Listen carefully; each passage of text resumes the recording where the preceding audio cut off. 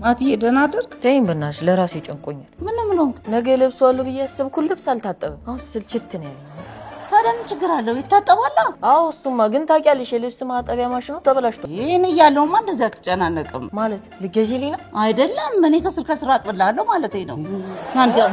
ናውጣና ስጠኝ ቶሎ በል። ኧረ አይደለም ማቲና በቃ አጥብላለሁ። አልገባሽም?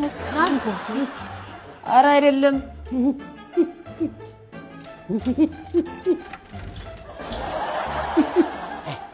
እንዴት እንደዚህ አይነት የወረደ አስተሳሰብ ውስጥ እንደገባው ራሱ አልገባኝም።